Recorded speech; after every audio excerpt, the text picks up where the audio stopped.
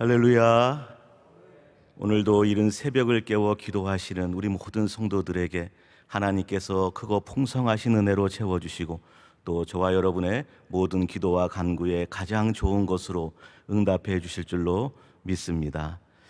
지금 우리는 매우 어려운 시기를 보내고 있습니다. 코로나라고 하는 이 참 엄청난 위기 가운데 살아가고 있습니다. 어제도 보니까 또 1,800명이 넘는 수많은 확진자가 나와서 아주 많이 힘들게 되어 있고, 서울과 수도권뿐만 아니라 전국이 지금 3단계로 또 어떤 곳은 4단계로 또 사회적 거리 두기가 올라가 가지고선 온 국민들이 힘들어하고 있습니다. 코로나가 건강만의 문제가 아니라 우리의 일상생활, 또 우리의 일상생활뿐만 아니라 우리의 앞날에 대해서도 어둡게 또 어려움을 가져다 주고 있습니다. 이 어려울 때 성도는 어떻게 살아야 할까요? 지난 주일 우리 원로 목사님께서 기도는 기도 그 자체가 중요합니다 라고 하는 제하에 귀한 말씀을 전해 주셨습니다. 10가지가 넘는 대지로다가 대지를 정하여서 저희들에게 기도에 관한 많은 것들을 전해 주셨어요. 기도의 백과사전과 같을 정도로다가 귀한 말씀을 주셔서 큰 은혜를 받았고, 저 역시 그 말씀 가운데 세상의 그 어떤 기도에 관한 명언보다도 목사님 주신 그 말씀 때문에 제가 오늘을 살고 또 오늘의 그 감동을 가지고 이 자리에 서게 되었습니다. 우리는 어려운 시기를 보내고 있습니다. 그런데 이 시대를 어떻게 살아가야 할까? 그것은 바로 기도인 것입니다. 기도만이 유일한 대답이고 기도만이 유일한 길인 것입니다. 기도할 수만 있다면은 세상에 그 어떤 어려움이 있건 환란이 있건 가진 것이 아무 것이 없어도 기도할 수만 있다면, 기도하기만 한다면은 기회가 있고 길이 열리게 되는 것입니다. 기도 안에는 엄청난 힘이 있습니다. 기도 안에는 엄청난 능력이 있습니다. 그래서 기도하면서 하나님을 만나게 되는 것입니다. 기도하면서 하나님의 은혜를 입게 되는 것입니다. 기도하기만 하면은 우리의 모든 문제를, 어려운 것들을 하나님께서 도맡아 주시고 해결하여 주시는 것입니다. 기도 안에 온갖 보화들이 다 들어 있습니다. 기도 안에 온갖 좋은 것들이 다 들어 있길래 기도 그 자체가 가장 귀한 보화가 되고 보물이 되는 것입니다. 기도하면은 어려웠던 문제가 쉽게 됩니다. 기도하면은 가난했던 것들이 풍요롭게 되어지는 것입니다. 그래서 우리는 항상 기도해야 되는 것입니다. 우리의 심령에도 그렇고 우리의 가정에도 그렇고 우리 교회도 그렇고 우리나라도 그렇고 기도의 불을 꺼뜨려서는 안 되는 것입니다. 기도해야 오늘을 살고 오늘을 이겨내고, 기도해야 내일을 준비할 수 있게 되는 것입니다. 코로나 이 어려운 시기 기도로 감당할 수 있는 것이고, 코로나 이 다음을 어떻게 준비할까? 기도해야지 하나님의 은혜를 입고 하나님께서 또 우리를 사용하실 때에 하나님의 뜻에 따라 합당하게 쓰임받게 되는 것입니다. 내 주위에 기도하는 사람이 있다는 것이 내게 복이고, 내게 기도하는 이 교회가 있다는 것이 엄청난 큰 은혜요 복인 것입니다. 오늘도 새벽을 깨워 기도하시는 성도 여러분 모두에게 이 기도의 줄을 단단히 잡는, 하나님께서 우리의 기도의 줄을 든든히 붙들어 주시는 이 복된 은혜가 평생 이어지기를 간절히 소원합니다. 담임 목사님께서 이렇게 정리를 해주셨어요. 그리스도인의 정체성은 기도다. 기도다. 그렇죠. 누가 그리스도인입니까? 누가 성도입니까? 기도하는 사람이 성도인 것입니다. 내가 참 그리스도인인가? 내가 성도로서 지금 바르게 살아가고 있는가? 내가 내 자신을 돌아보면 압니다. 내가 지금 기도하고 있는가? 성도는 기도함으로 하나님의 은혜를 받아 살아가는 사람입니다. 성도는 기도함으로 하나님의 도움을 받아 살아가는 사람입니다. 성도는 기도함으로 하나님의 뜻을 분별하고 하나님의 뜻을 이루며 하나님의 뜻을 위하여 살아가는 사람인 것입니다. 기도하는지 안 하는지는요, 하나님이 제일 잘 아시고요, 내가 잘 알고요, 나 스스로가 잘 알고, 그리고 마귀가 알고 있습니다.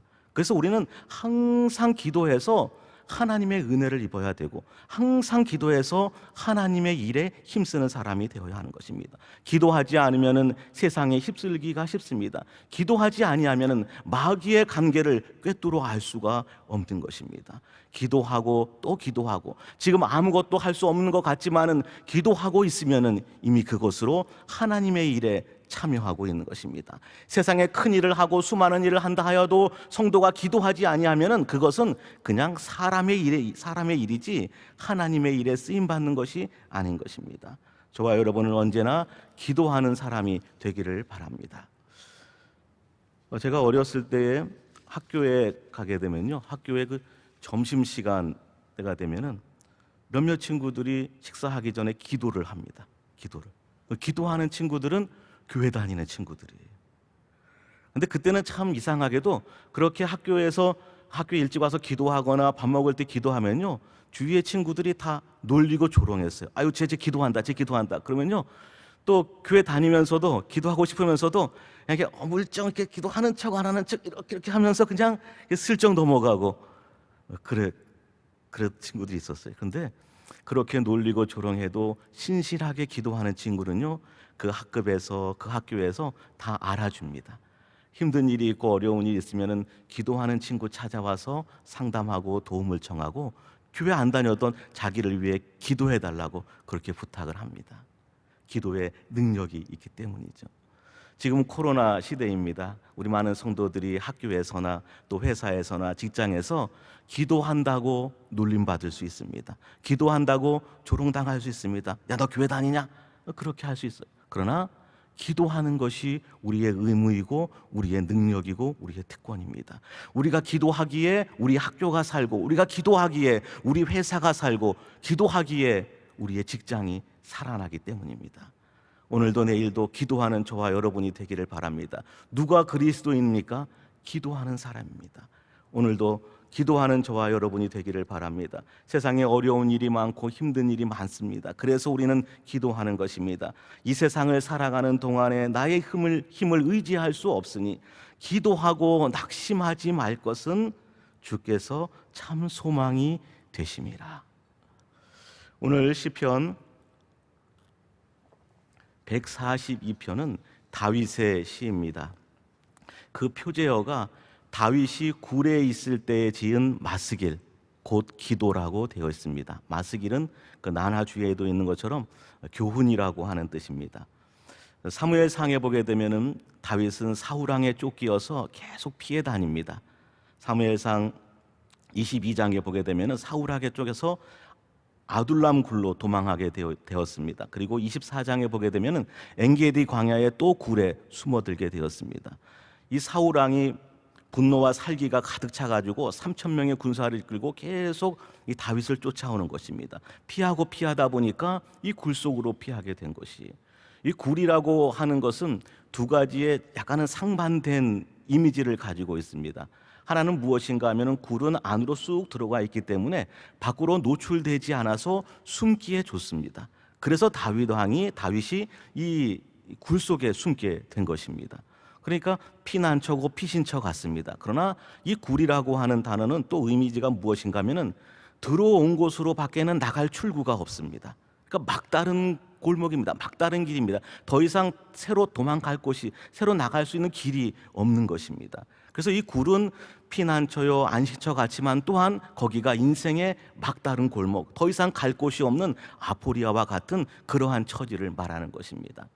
인생을 살다 보면 우리는 막다른 골목에 몰릴 때가 많이 있습니다. 중요한 것은 우리의 인생 가운데 어떤 막다른 골목에 몰렸건 바로 거기에서 기도하는 것이 중요한 것입니다. 다윗 왕은 쫓겨서 이 굴 속까지 왔지만은 거기에서 하나님께 기도하였던 것입니다. 야곱은 야복 강가에서 기도하였습니다. 한나는 실로 성소에서 기도하였습니다. 다윗은 굴 속에서 기도하였고 히스기야는 성전에 올라가서 기도했습니다. 요나는 물고기 뱃속에서 기도했고 예수님은 한적한 곳에서 나가서 기도하셨고 십자가에 달리셔서도 기도하셨습니다. 제자들은 다락방에서 기도했고 바울은 빌립보 감옥에서도 기도했습니다. 기도하기만 한다면은 그곳이 광야이건 굴이건 사막이건 어디건 사무실이건 골방이건 어디건 그곳이 은혜의 자리가 되고 그곳이 기적의 자리가 되고 그곳이 새로운 기회의 자리가 되고 소망의 자리가 되는 줄로 믿습니다. 오늘 본문 1절 2절의 말씀입니다. 내가 소리내어 여호와께 부르짖으며 소리내어 여호와께 간구하는도다. 내가 내 원통함을 그 앞에 토하며 내 우환을 그 앞에 진술하는도다. 히브리어 원어에는 소리내어라는 단어가 제일 문장 앞에 2번 반복되고 있습니다. 내 목소리로 부르짖어 내 목소리로 간구하나이다. 왜 이렇게 크게 소리를 내어서 다윗이 하나님께 부르짖고 있습니까? 이 기도 가운데에는 그의 답답함이 있는 것입니다. 그의 절박함이 있는 것입니다. 그의 원통함이 담겨 있는 것입니다. 그의 억울함이 담겨 있는 것입니다. 하나님 외에는 알아주는 이도 없고 길도 없는 것입니다. 2절에 다윗은 나의 원통함이 있다라고 말합니다. 나의 원통함이라고 하는 히브리어 단어는 이 덤불을 뜻하는 데서 왔습니다. 이 문제가 하나의 문제가 아닙니다. 그냥 금방 해치울 수 있는 문제가 아닙니다. 그 안에서 허우적거리다가 도저히 빠져나올 수 없을 것 같은 그러한 시험이고 환난인 것입니다. 우환이라고 하는 히브리어 단어는 여인이 해산할 때 겪는 고통과 관련된 단어입니다. 그러니까 다윗이 지금 당하고 있는 고난이 헤쳐나오기 참 어렵고 도저히 길이 보이지 않고 그 고통은 극심하고 끝은 보이지 않고 이 고통 가운데서 다윗이 하나님께 부르짖고 간구하고 있는 것입니다. 2절에 다윗이 내 원통함을 그의 앞에 하나님 앞에 내 우환을 그의 앞에 하나님 앞에 그의 앞에 2번 반복되고 있습니다. 스펄전 목사님은 이 구절을 강해하면서 이 구절에서 정말 중요한 점은 다윗이 그의 마음을 요동케 하는 감정을 어디에 토해내야 할지를 알았다라고 지적했습니다. 만약에 다윗이 사람들에게 이 감정을 토해냈다면 교만한 사람들로부터는 멸시를 당하였을 것이고 경솔한 사람들로부터는 비난을 받았을 것이고 거짓된 사람들로부터는 값싼 동정을 받았을 것이라고 그렇게 설명했습니다. 지혜로운 성도는 자기의 감정의 찌꺼기를 사람을 향하여서 토해내지 않습니다. 그것은 오히려 더 큰 오해를 사고 더 큰 어려움을 당하고 사람들에게 이용당하고 오히려 더 큰 상처를 받기가 쉽기 때문입니다. 성도는 오직 나의 원통함을, 나의 억울함을, 나의 답답함을, 나의 절박함을 오직 하나님 앞에 쏟아 놓는 것입니다. 하나님 앞에 풀어내는 것입니다. 하나님 앞에 토로하는 것입니다. 하나가 자녀가 없고 분인 나에게 억울함을 당하자 실로 성소에 올라가 하나님 앞에 그의 원통함을 호소하였습니다. 한나가 마음이 괴로워서 여호와께 기도하고 통곡하였더라. 그랬더니 하나님께서 그 한나의 기도를 들으시고 한나를 축복해 주시고 한나에게 사무엘이라고 하는 귀한 아들을 허락해 주셨던 것입니다. 시편 62편 6절로 8절의 말씀입니다. 오직 그만이 나의 반석이시요 나의 구원이시요 나의 요새이시니 내가 흔들리지 아니하리로다. 나의 구원과 영광이 하나님께 있으며 내 힘의 반석과 피난처도 하나님께 있도다. 백성들아 시시로 그를 의지하고 그의 앞에 마음을 토하라. 하나님은 우리의 피난처시로다. 셀라. 오늘 본문 3절과 4절의 말씀입니다. 내 영이 내 속에서 상할 때에도 주께서 내 길을 아셨나이다. 내가 가는 길에 그들이 나를 잡으려고 올무를 숨겼나이다. 오른쪽을 살펴보소서. 나를 아는 이도 없고 나의 피난처도 없고 내 영혼을 돌보는 이도 없나이다. 다윗의 영이 극심하게 상한 것입니다. 지친 것입니다. 그의 영혼이 지쳐 떨어졌고 그의 영혼이 낙심하여 다 문드러진 것입니다. 믿음 좋은 다윗도 이렇게 그의 영혼이 시들시들 식어버리고 그리고 다 상처투성이가 될 때가 있는 것입니다. 하나님의 선지자 엘리야도 로뎀나무 아래에서 하나님께 죽기를 청할 때가 있는 것입니다. 살다 보면 어려울 때가 너무나도 많은 것입니다.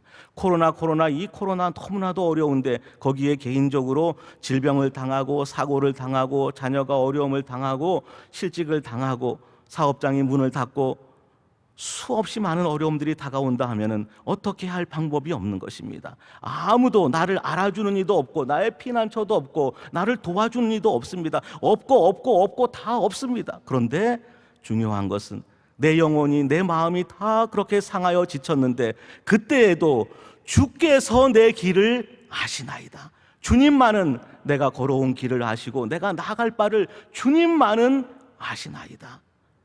이 세상에 누가 내 어려움을, 내 마음을 알아줄 수 있겠습니까? 주 없이 살 수 없네, 내 주는 아신다. 내 영의 깊은 간구, 마음의 소원을, 주밖에 나의 마음을 뉘 알아주리요. 내 마음을 위로하사 평온케 하시네.